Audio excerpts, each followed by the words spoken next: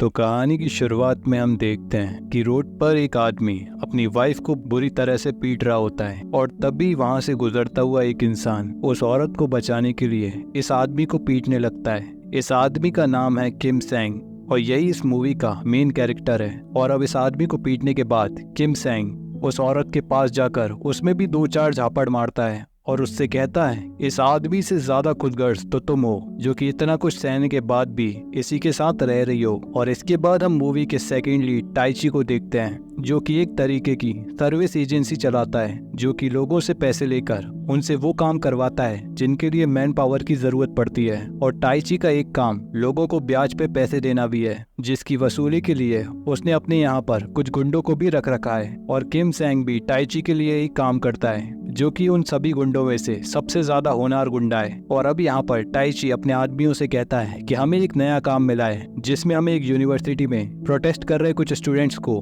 मारकर भगाना है। अब किम वहाँ पर अपने साथियों के साथ पहुंचकर उन स्टूडेंट्स की पिटाई करने लगता है और कुछ ही देर में प्रोटेस्ट कर रहे सभी लोग वहाँ से भाग जाते हैं। और अपना काम खत्म करने के बाद ये सभी लोग टाइची के ऑफिस में वापस आते हैं। टाइची और सेंग बिजनेस पार्टनर होने के साथ साथ अच्छे दोस्त भी हैं। अब यहाँ पर सेंग काफी ज्यादा वायलेंट आदमी है जो कि कभी कभी गुस्से में आकर अपने साथियों को भी पीटने लगता है। और यहाँ पर टाइची उसे समझाता है कि तुम्हें अपने लोगों के साथ मारपीट नहीं करनी चाहिए वरना कल को ये लोग हमारे लिए काम करना बंद कर देंगे। लेकिन सेंग काफी अड़ियल किस्म का आदमी है और वो टाइची की बातों को इग्नोर करके हमेशा ही अपनी मन की करता है। और अगले सीन में हम देखते हैं कि सेंग अपने भांजे जूमी से मिलने गया होता है। वो अपनी बहन यानी कि जूमी की मदर से कोई रिश्ता नहीं रखता लेकिन जूमी से बहुत ज्यादा प्यार करता है। और यही वजह है कि वो इतना सख्त होने के बावजूद अपने भांजे के साथ एक बच्चे की तरह व्यवहार करता है। और जूमी को कुछ पैसे देने के बाद वो यहाँ से अपने घर की तरफ जाने लगता है। अब रास्ते में चलते वक्त उसका ध्यान कहीं और ही था इसलिए वो चलते वक्त वहीं से गुजर रही एक कॉलेज गर्ल के ऊपर थूक देता है। अब लड़की उसके ऊपर चिल्लाने लगती है जिस वजह से सेंग अपनी गलती को मानकर उसके कपड़ों पे लगे अपने थूक को साफ करने लगता है। और यहाँ पर उस लड़की को नहीं पता था कि सेंग थोड़ा बैल बुद्धि टाइप का आदमी है इसलिए वो उसे चांटा मारती है। इतने में सेंग भी उसके चेहरे पर एक जोरदार घूसा मारकर उसे वहीं पर बेहोश कर देता है। और अब थोड़ी देर बाद जब उस लड़की को होश आता है तो वो देखती है कि अभी भी सेंग वहीं पर बैठकर उसके होश में आने का इंतजार कर रहा था जिससे साफ पता चलता है कि कहीं ना कहीं सेंग को अपनी गलती का एहसास हो चुका था। लेकिन सबसे पहले ये लड़की सेंग के मुंह पर थूककर अपने लड़कियों वाले अंदाज में उससे बदला लेती है। फिर ये सेंग को उसे ट्रीट देने के लिए भी कहती है जिसके बाद ये दोनों किसी जगह पे जाकर कुछ खाने पीने लगते हैं। और बातचीत के दौरान इनकी हल्की फुल्की दोस्ती भी हो जाती है। इस लड़की का नाम है यूरी और बातचीत से लगता है कि ये लड़की भी अपनी पर्सनल लाइफ से खुश नहीं है।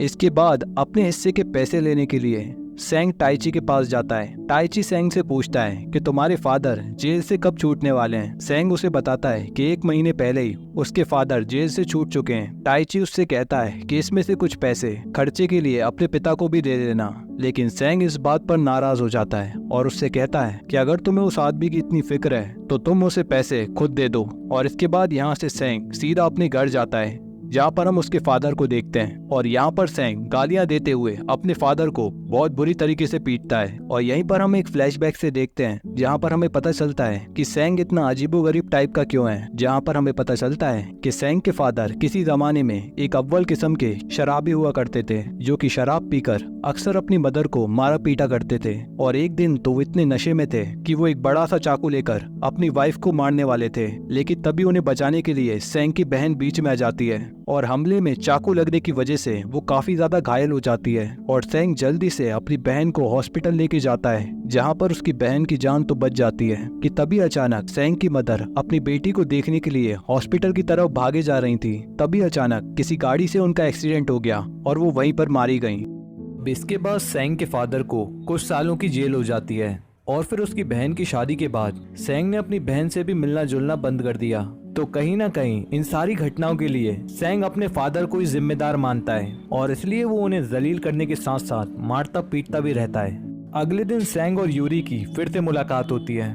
यूरी को भी पता है कि सेंग पैसों की वसूली के लिए लोगों से मारपीट करता है और इसलिए वो उसके काम को लेकर उसे कभी कभी छेड़ती रहती है। और इसके बाद वो सेंग को जबरदस्ती अपने साथ शहर में घूमने को ले आती है और ये दोनों ही एक साथ पूरा दिन घूमते फिरते एंजॉय करते हैं और अब इन दोनों में अच्छी खासी दोस्ती भी हो चुकी है। और अब शाम को यूरी जब अपने घर पहुंचती है तो यहाँ पर हम उसकी फैमिली को देखते हैं और यूरी के छोटे भाई का नाम है योंग, जो कि एकदम आवारा और नाकारा किस्म का लड़का है। और यहाँ पर अगर यूरी इसे अपनी छोटी मोटी अय्याशी पूरे करने के लिए पैसे ना दे तो ये उसके साथ मारपीट करने लगता है। और इसके बाद हम यूरी के फादर को देखते हैं जिनका मानसिक संतुलन बिल्कुल बिगड़ा हुआ है। 2 साल पहले किसी हादसे में यूरी की मदर की डेथ हो गई थी और उस घटना का उसके फादर के दिमाग पर बहुत ही गहरा असर पड़ा और यूरी के फादर को ऐसा लगता है कि उनकी वाइफ उन्हें छोड़कर किसी गैर मर्द के साथ भाग गई है। और इसलिए वो अपने दोनों बच्चों से रोजाना पूछा करते हैं कि उनकी मॉम वापस कब घर आएगी। देखा जाए तो यूरी के घर में उसकी जिंदगी एक तरीके का टॉर्चर है जो कि उसे हर दिन झेलना पड़ता है। अब अगले दिन सैंग अपनी गैंग के एक नए लड़के के साथ वसूली के लिए निकलता है और सभी जगह से वसूली करने के बाद वो लोग एक ऐसे घर में पहुंचते हैं जहां पर एक आदमी अपनी वाइफ को बुरी तरीके से मार रहा था। और इस तरह की घटना देखकर सैंग को अपना बचपन याद आता है और यही वजह है कि वो डोमेस्टिक वायलेंस को बिल्कुल भी बर्दाश्त नहीं करता। और अब उस आदमी से पैसे लेने से पहले सैंग उसे बहुत बुरी तरीके से पीटता है और उसे समझाता है अगर तुम अपना बुढ़ापा ठीक से निकालना चाहते हो तो अपनी फैमिली से ढंग से पेश आओ। और अब दिन की वसूली के बाद ये अपने ऑफिस में जाकर टाइची से मिलते हैं और उनके कलेक्शन के पैसों को देखकर टाइची काफी खुश होता है और अब वो इन दोनों को पार्टी देने के लिए अपने साथ किसी बार में लेकर आता है। और इनकी पार्टी खत्म होने के बाद टाइची सैंग को कुछ पैसे देता है और उससे कहता है कि ये मेरी तरफ से अपने फादर को दे देना। और साथ ही में वो जाते वक्त सैंग को समझाता है तो मैं अपनी पुरानी बातें भुलाकर अपने फादर के साथ अच्छे से पेश आना चाहिए। और अब सैंग अपने घर पर पहुंचता है और टाइची के दिए हुए पैसों को अपने फादर के मुंह पे मारता है। और यहाँ पर उसके फादर के एक्सप्रेशन को देखकर ऐसा लगता है कि उन्हें अपनी गलतियों का काफी पछतावा है और वो रोते हुए सैंग से माफी मांगने लगते हैं। लेकिन इस बात पर सैंग को और भी ज्यादा गुस्सा आता है और वो अपने फादर को बुरी तरीके से पीटने लगता है। और यहीं पर हम देखते हैं कि यूरी और उसका भाई अपने फादर की दिमागी हालत की वजह से काफी ज्यादा परेशान हो चुके हैं। यहाँ पर एक फ्लैशबैक के सीन में हम देख पाते हैं कि यूरी अपनी मदर के साथ उनकी शॉप पर जा रही थी कि तभी हम देखते हैं कि कुछ गुंडे उस जगह को खाली करवाने के लिए उनका सामान वहां से उठाकर फेंक रहे होते हैं। और ये देखकर यूरी की मदर वहां जाकर उन लोगों से लड़ने लगती है और ये देखकर एक आदमी उसे मार देता है। और यहाँ पर उन्हें मारते हुए उस आदमी का चेहरा हमें ठीक से नहीं दिखाया जाता, लेकिन टाइची को वहाँ पर खड़ा देख हम ये समझ सकते हैं कि यूरी की मॉम को मारने वाला और कोई नहीं बल्कि सैंग ही था। और यूरी वहाँ से कुछ दूर खड़े होकर ये सब देख रही होती है, लेकिन दूर होने की वजह से वो अपनी मदर को मारने वाले लोगों का चेहरा ठीक से नहीं देख पाती। अगले सीन में हम जूमी को उसके दोस्तों के साथ देखते हैं जो कि आपस में बात कर रहे होते हैं कि जूमी का पिता जूमी की मदर के साथ बहुत ही मारपीट किया करता था और इसी वजह से उन दोनों के बीच बहुत पहले ही डाइवोर्स हो चुका है। और यहाँ पर जूमी के दोस्त बताते हैं कि उनके फादर ने उन्हें वीडियो गेम दिलाया है और वो कहते हैं कि जूमी के फादर तो उसे बहुत पहले ही छोड़ चुके हैं, तो जूमी को वीडियो गेम कौन दिलाएगा। और अब सैंग जब वहाँ पर पहुँचता है तो उसे भी जूमी के अपसेट होने का कारण पता चलता है और वो यूरी को कॉल करके उसे मार्केट में मिलने को बुलाता है। और उसके आने से पहले ही सैंग ने जूमी को वीडियो गेम दिला दिया था। और इसके बाद वो तीनों काफी घूमते फिरते हैं और खाते पीते काफी एंजॉय करते हैं। और फिर रात को ये लोग जूमी को छोड़ने के लिए उसके घर पर जाते हैं और यहाँ जूमी की मदर अपने काम पे से नहीं लौटी थी, इसलिए इन दोनों को उनके वापस आने तक यहाँ पर रुकना पड़ता है। और उनके आने के बाद सैंग और यूरी वहाँ से निकल जाते हैं और रास्ते में एक जगह रुककर ये दोनों खाना खाने लगते हैं। और यूरी सैंग को बताती है कि उसकी मदर का भी एक ऐसा ही फूड स्टॉल हुआ करता था, लेकिन बाद में कुछ बदमाशों ने आकर उसे तोड़ फोड़ दिया। और यहाँ पर इनकी बातचीत से साफ पता चलता है कि यूरी को बिल्कुल भी ये मालूम नहीं है कि उसकी मदर को मारने वाला और कोई नहीं बल्कि सैंग ही था। और इसी तरह ये दोनों एक दूसरे के साथ काफी सारी बातें करते हैं। और यहाँ पर फिल्म में हम पहली बार सैंग को हंसता हुआ देखते हैं। इससे हमें पता चलता है कि भले ही कुछ देर के लिए, लेकिन यूरी के साथ वो कुछ समय के लिए अपने पेन को भूल जाता है। और इसके अगले दिन हम देखते हैं कि यूरी का छोटा भाई योंग अपने दोस्त के साथ उसी सर्विस एजेंसी को ज्वाइन कर लेता है जिसमें सैंग काम करता है। और टाइची इन दोनों को सैंग के साथ वसूली करने के लिए भेजता है। और योंग को इस बात का अंदाजा नहीं था कि इस काम के लिए मारपीट भी करनी पड़ती है, इसलिए वो पहले दिन अपने काम पे काफी ज्यादा नर्वस था। और अब उसकी हालत को देखकर सैंग उसे पहले ही दिन काफी गालियां देता है। और काम खत्म होने के बाद टाइची सैंग को समझाता है कि वो अपने लोगों के साथ थोड़ा नरमी से पेश आए और साथ ही वो सैंग को एक नया फोन खरीदने के लिए कुछ पैसे भी देता है। अब सैंग फोन खरीदने के लिए एक शॉप पर जाता है, जहाँ पर वो देखता है कि उसकी बहन भी वहीं पर काम करती है, जहाँ पर पहली बार वो अपनी बहन के साथ अच्छे ढंग से पेश आता है। जिसके बाद ये दोनों डिनर के लिए उसके घर पर जाते हैं, जहाँ पर ये दोनों अपने पुराने दिनों को याद करके कई सारी बातें करते हैं। और सैंग यहाँ पर कहता है कि तुम्हें दोबारा शादी करने के बारे में सोचना चाहिए ताकि ज़ूमी को एक फादर मिल सके, और वो सैंग को प्रॉमिस करती है कि वो इस बारे में जरूर सोचेगी। इसके बाद सैंग अपनी बहन को कुछ पैसे भी देता है, लेकिन वो उससे कहती है कि तुम हमारे लिए पहले ही बहुत कुछ कर चुके हो, इसलिए इन पैसों में से मैं आधा हमारे फादर को दे दूंगी। और अब ये सुनते ही सैंग उसके ऊपर अचानक से भड़कने लगता है। वो सैंग को समझाती है कि मैंने पुरानी गलतियों के लिए हमारे फादर को माफ कर दिया है, और वो सैंग से रिक्वेस्ट करती है कि अब तुम भी उन्हें माफ करके उन्हें अच्छे से जीने दो। और अब अपने फादर के बारे में सुनते ही सैंग का दिमाग बुरी तरीके से ट्रिगर हो जाता है, और वो घर जाते समय रास्ते में एक आदमी को पीटने लगता है। फिर घर पहुंचकर अपने फादर को पीटते हुए उनसे सवाल करता है कि क्यों तुमने मेरा बचपन खराब कर दिया। अब सैंग को ये नहीं पता था कि इस वक्त उसका भांजा भी यही मौजूद है, और वो बड़ी मासूमियत के साथ सैंग को अपने नाना की पिटाई करते देख रहा था। अब अगले सीन में हम सैंग को फिर से वसूली करता देखते हैं, जो कि एक आदमी से पैसे निकलवाने के लिए उसे बुरी तरीके से पीट रहा था। और वो एक आदमी को डराने के मकसद से योंग से एक हथौड़ा लाने को कहता है, लेकिन योंग को इस बात का डर था कि सैंग इस आदमी को सच में न मार दे, इसलिए वो उसे हथौड़ा लाकर नहीं देता। और इस बात पर गुस्सा होकर सैंग योंग को ही पीटने लगता है, और उसका साथी सैंग को ये करने से रोकता है, लेकिन सैंग उसे भी पीटने लगता है। अब वसूली करने के बाद जब ये लोग अपने अड्डे पर पहुंचते हैं, तो योंग की हालत देखकर टाइची समझ जाता है कि इसे जरूर सैंग ने ही पीटा होगा, और वो इन दोनों से पूछता है कि तुम्हें ये चोट कैसे लगी। लेकिन ये दोनों सैंग से डरने की वजह से उसका नाम नहीं लेते। अब रात के समय टाइची और सैंग किसी बार में बैठकर पी रहे होते हैं, और यहाँ पर टाइची सैंग को समझाने की कोशिश करता है कि अब तुम्हें अपने फादर को माफ कर देना चाहिए, क्योंकि इस तरीके की कड़वी यादों को याद रखकर तुम अभी भी अपने आसपास वालों की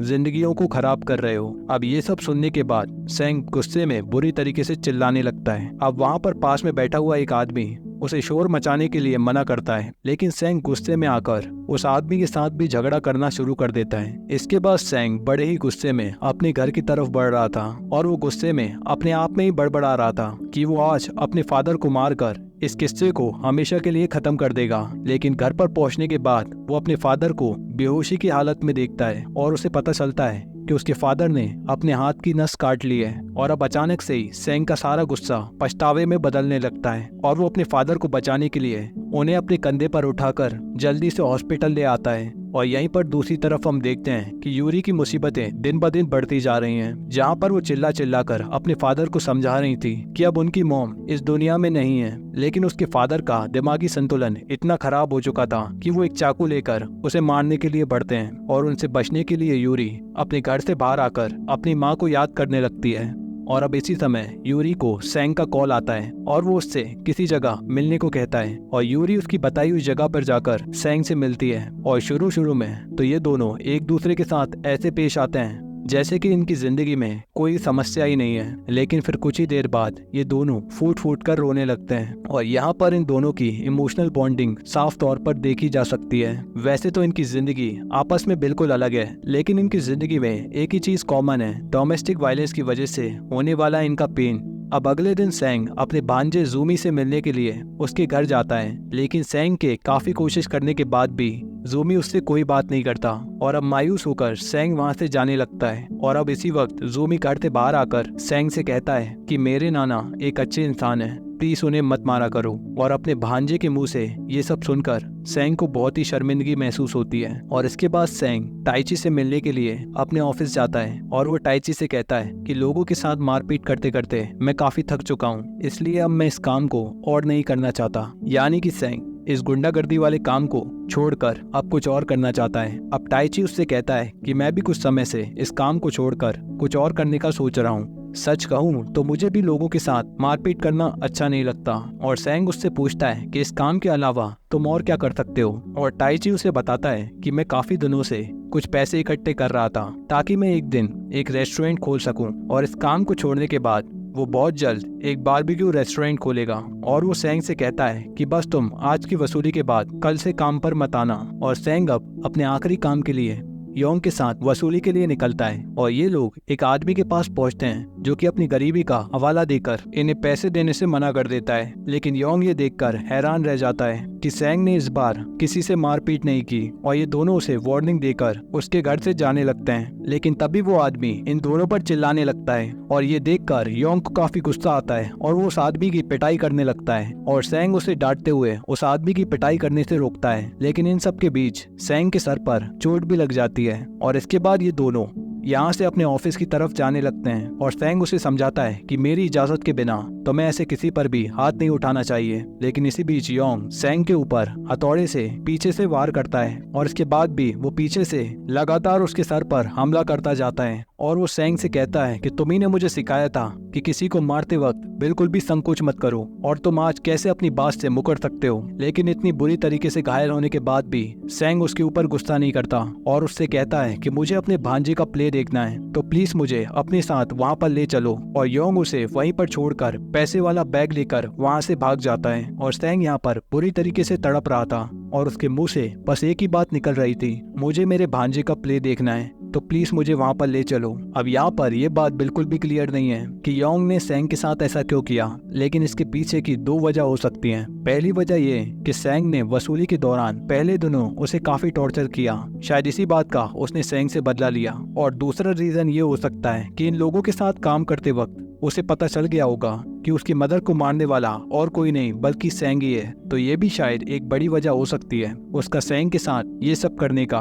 और वही हम दूसरी तरफ सेंग की बहन यूरी और टाइची को एक साथ देखते हैं जो कि ज़ूमी का प्ले देखने के लिए उसके स्कूल में पहुंचे थे और इन तीनों को ये बात समझ नहीं आ रही होती कि सेंग आखिर कहाँ पे रह गया। और थोड़ी देर तक सेंग का इंतजार करने के बाद ये तीनों ज़ूमी का प्ले देखने के लिए स्कूल के अंदर चले जाते हैं और ज़ूमी इन तीनों को देखकर यहाँ पर काफी खुश होता है। लेकिन अभी भी उसकी नजरें अपने अंकल सेंग को तलाश रही थी। अब इसके बाद यहाँ से कुछ महीनों बाद का समय दिखाया जाता है जहाँ पर टाइची ने अपना पुराना काम छोड़कर एक रेस्टोरेंट खोल लिया है जो कि काफी अच्छा चल रहा है और सेंग से जुड़े हुए सारे लोग यहाँ पर एक साथ बैठकर काफी खुश दिखने की कोशिश कर रहे हैं। और यहीं पर हम एक फ्लैशबैक में इन तीनों को रोते हुए देखते हैं जहाँ पर उस दिन योंग के हमले के बाद सेंग मर चुका था और उस दिन के बाद से ये एक साथ मिलकर उसे याद किया करते हैं। और सेंग के मरने के बाद यूरी अपना घर छोड़कर बाहर ही कहीं रेंट पर रहने लगी है। और इस गेट टुगेदर के बाद यहाँ से जब वो अपने घर पर जा रही थी, लेकिन तभी वो देखती है कि ठीक उसी तरीके से कुछ गुंडे रास्ते में लगे हुए स्टॉल को हटा रहे हैं जैसे कि आज से कुछ समय पहले उसके मॉम के फूड स्टॉल को हटाया गया था। और यहाँ पर वो ये देख के हैरान रह जाती है कि इन गुंडों का बॉस और कोई नहीं बल्कि उसका छोटा भाई योंग ही होता है। और एक पल के लिए वो योंग के अंदर अपने मरे हुए दोस्त सेंग को देखने लगती है। और इसी इमोशनल एंडिंग के साथ ये कहानी यहीं पर समाप्त होती है। तो मैं मिलता हूँ आपसे एक और नई कहानी के साथ, तब तक के लिए गुड बाय।